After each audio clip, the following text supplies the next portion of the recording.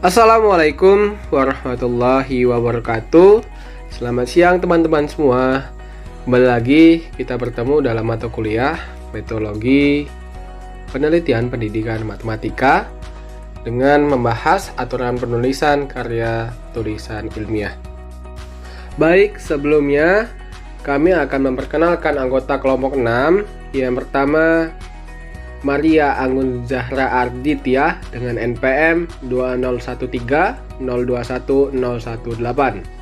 2. Fahrul Sidik Bastian dengan NPM 20130210024. 3. Yakobus Kudiay dengan NPM 20130210026. 4. Aryudi Indra Perdana dengan NPM 20130210056. Selanjutnya, untuk yang pertama kita akan membahas format penulisan karya ilmiah. Adapun tahap-tahapnya yaitu A. Tahap persiapan atau perencanaan. Pada tahap ini kita memilih topik masalah, rumusan tujuan, telusuri topik, identifikasi pembaca, dan tentukan cakupan atau ruang lingkup karya ilmiahmu sendiri. B. Tahap pengumpulan informasi. Adapun bahan dari pengumpulan informasi sebagai berikut. 1. Manfaat perpustakaan. 2. Memanfaatkan internet. 3. Kelola dan pilah bahan-bahan pustaka. 4. Membuat ringkasan dan melakukan parafrase. 5. Membuat kutipan. 6. Membuat daftar instrumen wawancara, observasi, dan pertanyaan yang dipersiapkan. C. Tahap pelaksana draft. Pada tahap ini kita menyiapkan bahan referensi yang cukup sesuai dengan tema yang akan dibahas dan bagaimana pelaksanaan dalam membuat karya tulis ilmiah seperti buku, jurnal ilmiah, proceeding laporan ilmiah, dan memiliki petunjuk teknis yang berbeda. Selanjutnya, D. Tahapan menulis draft. Pada tahap ini ada 3 tahap, yaitu mengekspresikan ide-ide ke dalam bentuk tulisan kasar.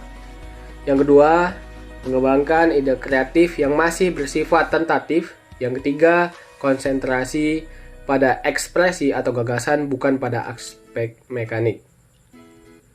Selanjutnya yaitu E. Tahapan revisi. Pada tahapan ini memiliki 3 tahap, yaitu 1. Memperbaiki ide dalam karangan ilmiah yang berfokus pada penambahan, pengurangan, penghilangan, penataan isi sesuai dengan kebutuhan pembaca. Kedua, membaca ulang seluruh isi draft data atau referensi yang akan dijadikan bahan sehingga memudahkan kita untuk mereduksi ke dalam bahan yang siap jadi. Yang ketiga, sharing atau berbagi pengalaman tentang draft kasar dengan berbagai teman untuk menemukan apa yang menjadi kekurangan dan kelebihan. Selanjutnya F. Tahap penyuntingan. Tahap penyuntingan ini ada 2 tahap.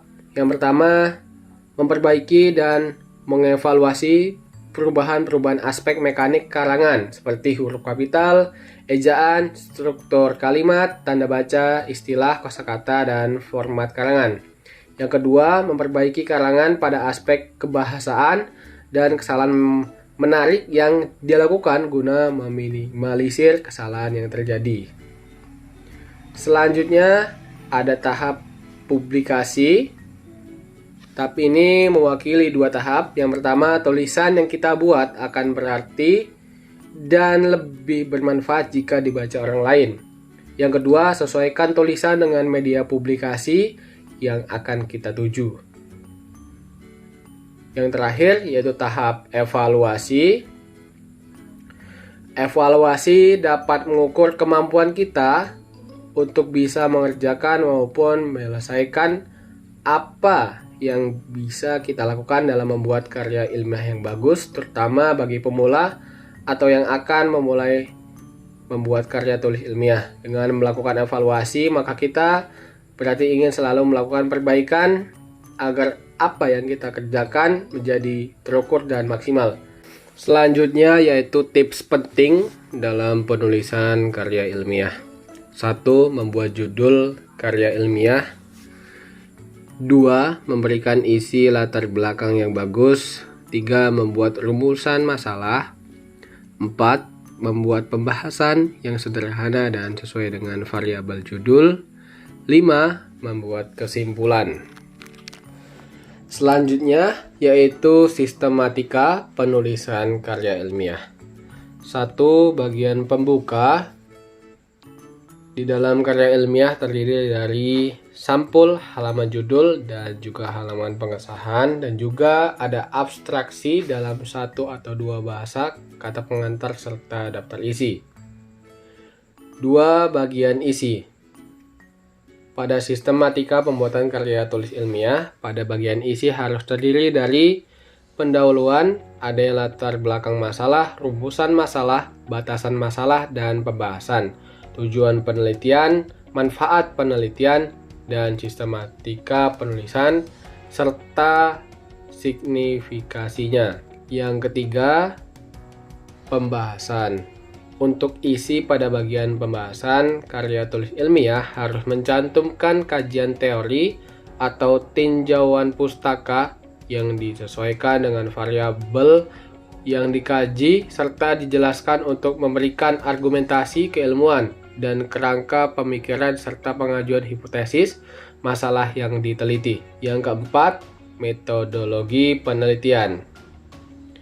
Metodologi ilmiah merupakan alat analisis atau pisau analisis yang bekerja dalam penelitian yang digunakan untuk melakukan kinerja penelitian yang dilakukan. Pada tahapan metodologi ini kita perlu mencantumkan waktu dan tempat objek penelitian, bagaimana metode dan rancangan penelitian, apa saja populasi dan sampelnya, berapa jumlahnya, serta bagaimana instrumen penelitian dan pengumpulan data dan analisis reduksi data yang akan dilakukan dalam penelitian, sehingga jelas arah tujuan serta maksud dalam penelitian yang Anda lakukan tersebut.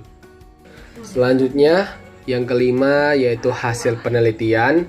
Pada bagian hasil penelitian, peneliti harus menyertakan jabaran variabel penelitian, bagaimana hasil penelitian, pengajuan hipotesisnya tentang tanggapan diskusi penelitian yang diberikan, memberikan pandangan teoritis terkait hasil yang sudah didapatkan, kemudian memberikan kesimpulan mengenai apa yang telah didapat dari hasil meneliti tersebut. Yang keenam, ada bagian penutup. Adapun bagian penutup dalam karya tulis ilmiah, adanya bab akhir penutup yang berisikan kesimpulan dan saran serta implikasi penelitian yang didapat. Yang terakhir atau bagian 7, bagian penunjang.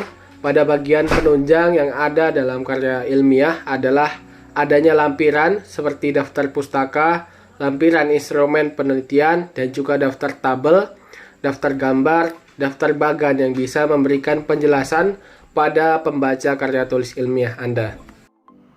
Jenis-jenis karya tulis ilmiah. Untuk yang pertama ada makalah. Karya tulis ilmiah yang biasa dikerjakan atau dibuat untuk memenuhi tugas mahasiswa pada tingkat semester 1 dan seterusnya. Biasa berbentuk makalah atau paper lain yang selalu menjadi tugas andalan atau tugas mingguan mahasiswa dalam memenuhi tugasnya. Selanjutnya yang kedua, kertas kerja. Kertas kerja merupakan sebuah alat bantu dalam memudahkan susunan laporan keuangan. Kertas kerja dijadikan penutupan buku besar sebuah perusahaan, sehingga kertas merupakan media penyusun laporan penelitian secara kompleks. Analisis yang digunakan membuat kertas kerja lebih mendalam daripada membuat makalah, dan kertas kerja disajikan saat kegiatan seminar dan lokakarya berlangsung.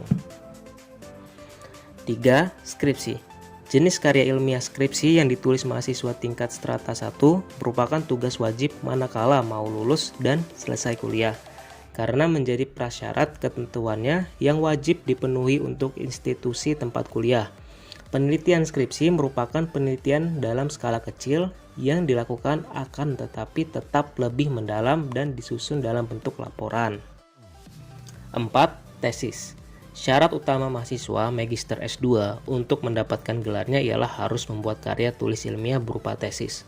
Penelitian dilakukan dalam rangka penelitian untuk kelulusan magister yang lebih mendalam daripada skripsi. karena tesis diharapkan mampu memunculkan hasil yang didapat dari apa yang diteliti guna mendapatkan sebuah jawaban atas masalah yang dikaji. 5. Disertasi. Disertasi merupakan karya tulis ilmiah untuk program doktor pada tingkat tertinggi di perguruan tinggi, dan isi di dalam disertasi mengemukakan suatu dalil yang dibuktikan oleh penulis berdasarkan data, fakta yang valid dengan melakukan analisis terperinci. Untuk format buku dalam pembuatan karya tulis atau makalah dengan ukuran kertas yaitu A4 atau Quarto dengan jenis font TNR atau Times New Roman atau Verdana dengan ukuran font 12 dengan spasinya 1,5 dengan margin kiri 4 cm, atas 4 cm, kanan 3 cm, dan bawah 3 cm. Untuk materi selanjutnya yaitu penulisan ringkasan, kesimpulan, dan saran. Teman-teman pasti sudah tidak asing lagi mengenai apa itu ringkasan, kesimpulan, dan saran. Kesimpulan merupakan rangkaian akhir dari bab yang disusun di karya tulis, di mana penulis memberikan pendapat dari semua apa yang telah dibahas, sehingga poin-poin yang ada bisa lebih tepat sasaran dan berguna. Kesimpulan juga memungkinkan penulis untuk mengungkapkan apa saja yang penting mengenai ide dalam sebuah tulisan, dan bisa mendorong pembaca meraih perspektif baru mengenai subjek tema yang dibahas. Kesimpulan yang bagus adalah sebagai berikut. Yang pertama, kesimpulan yang bagus dapat menjawab atas pertanyaan masalah yang ada. Yang kedua, kesimpulan yang bagus juga merupakan rangkuman isi tulisan dalam versi yang lebih padat, singkat, segar, dan mudah dimengerti. Yang ketiga, kesimpulan yang bagus yaitu kesimpulan yang menjabarkan hal yang khusus menjadi yang lebih umum. Yang keempat, kesimpulan yang bagus yaitu kesimpulan yang dapat menarik pembaca untuk melahap semua isi tulisan. Yang kelima, kesimpulan yang bagus dapat menstipulasi pembaca untuk berpikir dan berefleksi. Dan yang keenam, kesimpulan yang bagus itu dapat memotivasi pembaca untuk melakukan suatu hal sesuai dengan tema yang dibahas. Selanjutnya, saran. Saran merupakan anjuran dan masukan dari penulis yang diarahkan pada pembaca sesuai dengan tema yang dibuat. Ini bertujuan agar pembaca yang berniat meneliti tema yang sama lebih mudah dan efektif dalam membuat dan mengembangkan tema. Unsur-unsur saran yang pertama memberikan referensi.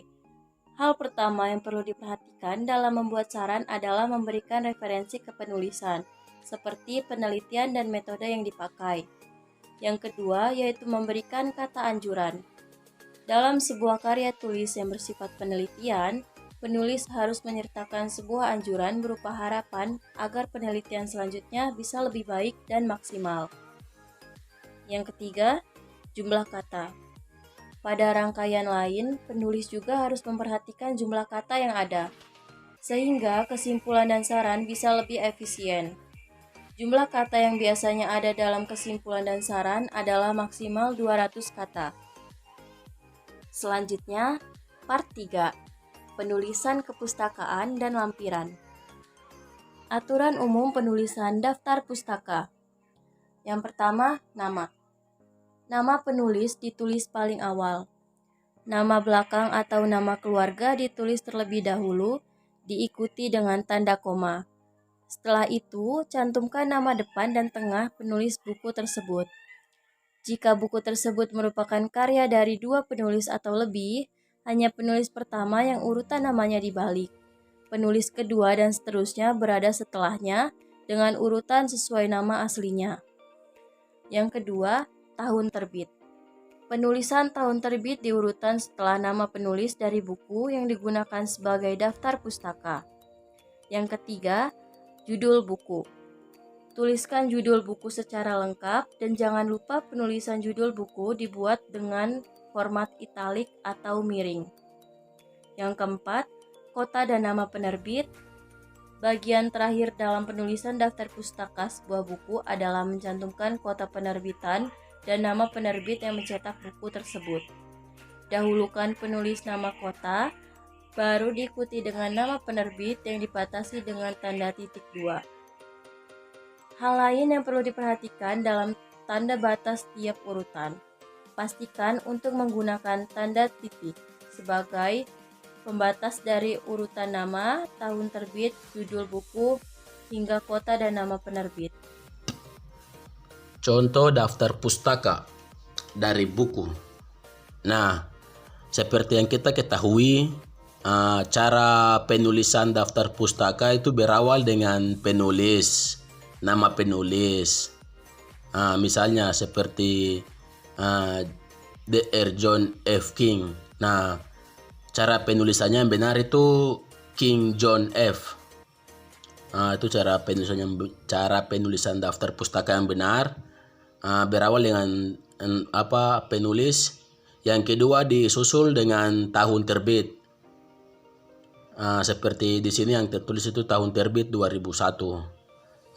Yang ketiga disusul dengan judul bukunya. Judul bukunya itu Family Medical Chart Volume 4. Dan yang kelima itu disusul dengan kota penerbitnya.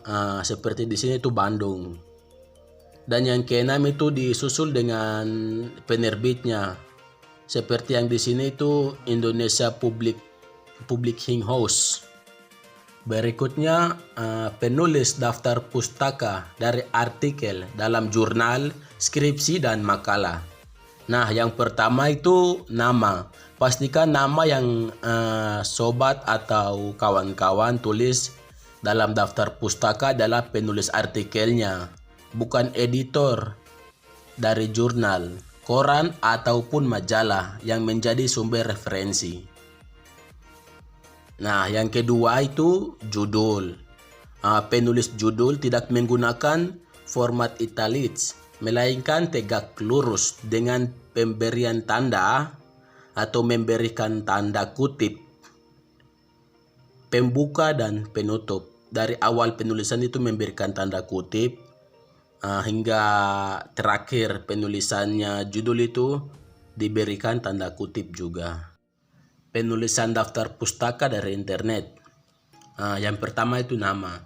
Cara penulisan nama daring ini tidak berbeda dengan penulisan nama dari sumber buku maupun artikel cetak lainnya. Nah, yang kedua itu tahun penayangan.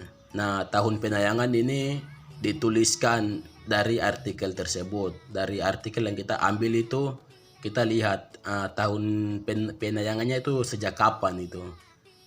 Kita tinggal tuliskan saja. Yang ketiga itu judul. Nah, kalau judul artikel dari internet ini tidak dituliskan italicsnya atau tulisan miringnya, tapi dituliskan tanda kutipnya aja dari awal pembukaan judul hingga akhir penutupan judul itu diberikan tanda kutip. Yang keempat itu URL. Itu jangan lupa menyalin alamat URL dari artikel tersebut agar dapat diakses jika ada yang ingin membuktikan kesahihannya. Itu sumbernya itu di copy itu agar saat ada pembuktiannya itu langsung bisa diakses dari sumber tersebut itu. Nah, yang kelima waktu pengambilan. Nah, itu tanggal dan jam saat artikel tersebut diakses untuk dijadikan sebagai sumber referensi. Pengertian dan cara membuat lampiran. Nah, di sini lampiran merupakan bagian yang berisi hal-hal pendukung berkaitan dengan pembahasan. Bentuk lampiran dalam penelitian berupa gambar atau foto, indeks atau glosarium, bagan tabel atau skema. Nah, cara membuat lampiran itu yang pertama, susun lampiran tersebut dalam satu folder. Yang kedua itu lanjutkan pada bagian daftar pustaka, lalu cantumkan satu persatu lampiran. Yang ketiga, cantumkan lampiran sesuai dengan masing-masing jenis. Dan yang keempat, jangan lupa sisipkan penomoran lampiran. Nomor-nomor lampiran urut dari jenis lampiran yang pertama kali dicantumkan. Contoh lampiran. Yang pertama, contoh lampiran gambar atau foto. Yang kedua, contoh lampiran indeks atau glosarium. Yang ketiga, contoh lampiran dalam makalah bagan. Dan yang keempat, contoh lampiran dalam makalah tabel. Oke, part 4 kita akan masuk ke kesimpulan dan saran. Kesimpulan yang merupakan bagian dari bab penutup merupakan kesempatan terakhir penulis karya ilmiah untuk memberikan kesan yang baik, yakni dengan menjelaskan kembali secara sekilas mengenai penelitian yang dilakukan beserta dengan hasilnya.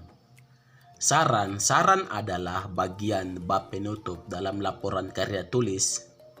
Bagian ini terletak di akhir paragraf dengan didahului dengan contoh kesimpulan dari awal hingga akhir.